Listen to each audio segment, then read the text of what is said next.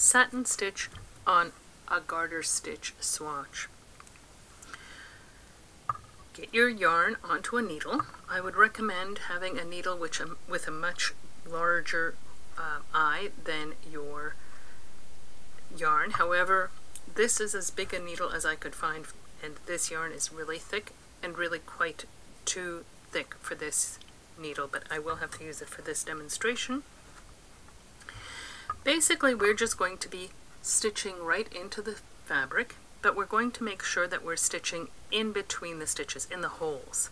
We don't want to catch the yarn at all. And the way we can do that is to just sort of take the needle and put it in circles through that hole to make sure we're not catching any yarn. So we come up through the back because we're going to leave a tail to weave in at the end.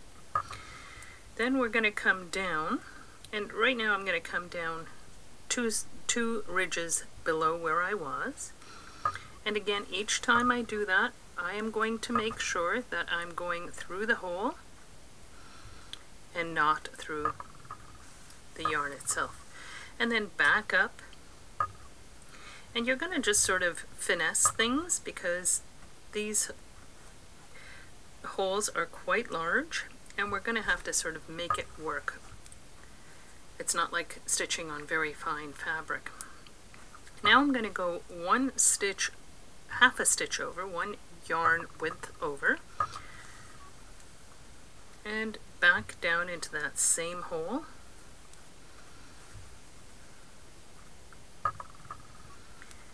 And you want to pull the yarn snug but not tight because you don't want to distort the fabric.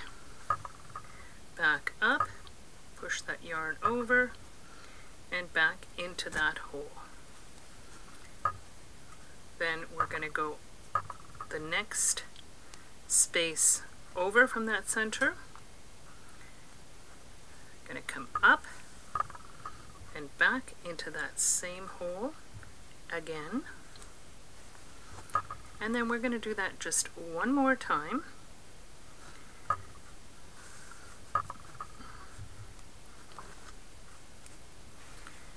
And then you're just going to sort of finesse those stitches, and you have this cute little shape that could be a blossom, it could be the nose of a bear or a cat or a dog or any animal.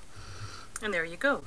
Now we're going to also demonstrate further down, going in between the rows. In this case, we're going to come up again. We're going to come up through a hole, making sure we're not catching any threads. Actually, you know what? Okay, so now we're going to do satin stitching across the row, but we don't want it to disappear, so we're going to come up through a stitch, and then we're going to go down. We came up along here, along this row, but we're going to go down along this row to give it a little bit of an angle. Then we're going to come back up through the hole that we went up through previously, give it a little bit of a tug just to snug it up, but we're not trying to pull it tight, and then back down this hole. And then you can secure the stitch in at the end. But this sort of fills it up a little, and if it's at a bit of an angle,